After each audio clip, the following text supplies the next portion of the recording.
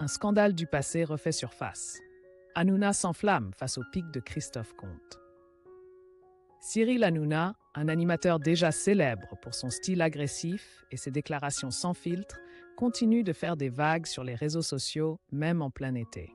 Le dimanche 10 août 2025, le présentateur de 50 ans a eu un échange tendu avec le journaliste Christophe Comte sur X, anciennement Twitter, attirant l'attention de la communauté en ligne.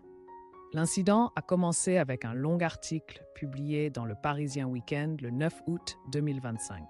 L'article revenait sur l'histoire de Coco, une femelle gorille des plaines de l'Ouest, née en 1971 et devenue une star des médias en 1968. Coco était non seulement aimée pour sa personnalité douce, mais aussi pour son extraordinaire capacité à communiquer avec les humains. Selon l'article, au fil des décennies d'entraînement et de recherche par des scientifiques, Coco a appris et compris jusqu'à 2000 mots en anglais et a utilisé plus de 1000 signes de la langue des signes pour exprimer ses pensées et ses émotions. Cette prouesse a stupéfié les scientifiques et le public qui considéraient Coco comme une preuve vivante de la proximité de l'intelligence animale avec celle de l'homme. C'est cette histoire de Coco qui a servi de matériel au journaliste Christophe Comte. Il a partagé le lien de l'article sur le réseau social X avec une courte mais très ironique légende. Elle est plus que Hanouna. Cette comparaison, à première vue, pouvait sembler être une blague innocente, mais la sous-entente était claire. Placer la capacité de communication de Coco au-dessus de celle du célèbre animateur Cyril Hanouna. Étant donné qu'Hanouna est une personnalité souvent controversée et critiquée pour son style bruyant et provocateur à la télévision, le commentaire de Comte a été perçu comme une attaque publique. Fidèle à sa réputation de ne jamais laisser passer la moindre insulte, Hanouna n'a pas pu s'en empêcher. Sans tarder, Hanouna a immédiatement riposté sur X, visant directement Christophe Comte. Dans sa réponse, l'animateur n'a pas seulement exprimé son agacement, mais a aussi habilement détourné la comparaison en positionnant Comte et lui-même en opposition. « Christophe, je ne te comprends pas comme la plupart des gens. Mais regarde où tu es. Regarde ta vie quotidienne et la mienne. Et en analysant tout cela, tu comprendras où se trouve la véritable intelligence. Je t'embrasse, mon amour. » Cette réponse avait deux niveaux de signification. En surface, Hanouna semblait calme, utilisant même l'expression « je t'embrasse, mon amour » pour feindre la cordialité.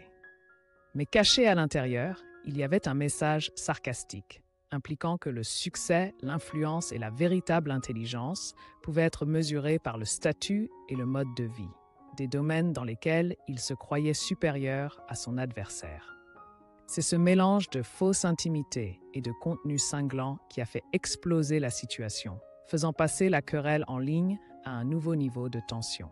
Christophe Comte, un écrivain chevronné qui a collaboré avec de nombreux médias et stations de radio prestigieux tels que France 4, France Culture, France Musique, France Inter et Les Inrecuptibles, n'a pas manqué l'occasion de répondre.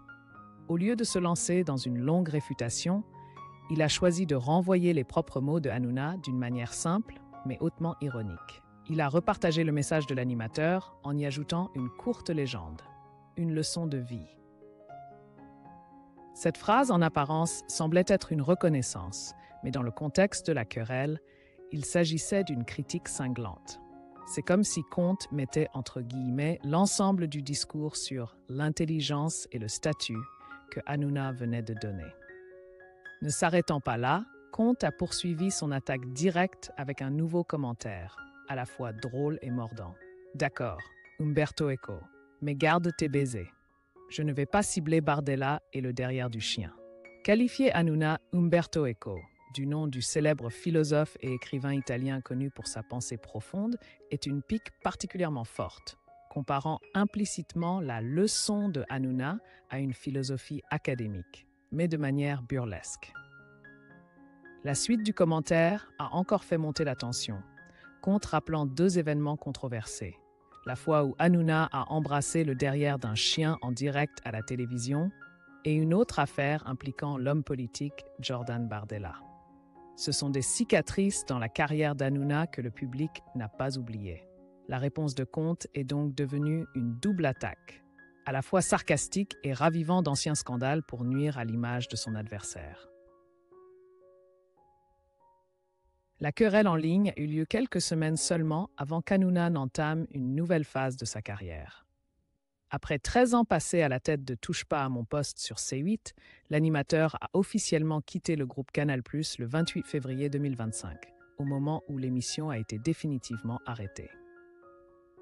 Cela a marqué la fin d'une longue période qui a associé le nom d'Hanouna à la télévision française, mais a également ouvert un nouveau chapitre plein de défis.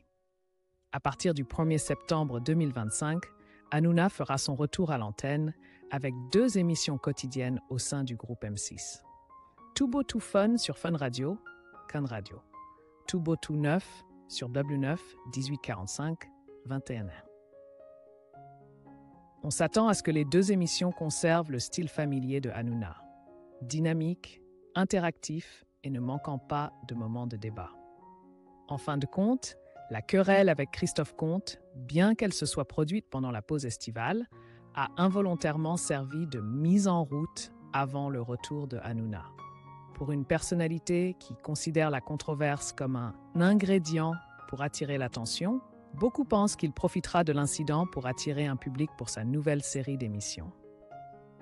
La question reste, Hanouna pourra-t-il maintenir son attractivité de l'âge d'or sur C8 ou devra-t-il trouver un moyen de s'adapter à un tout nouveau terrain de jeu au sein du système M6 ?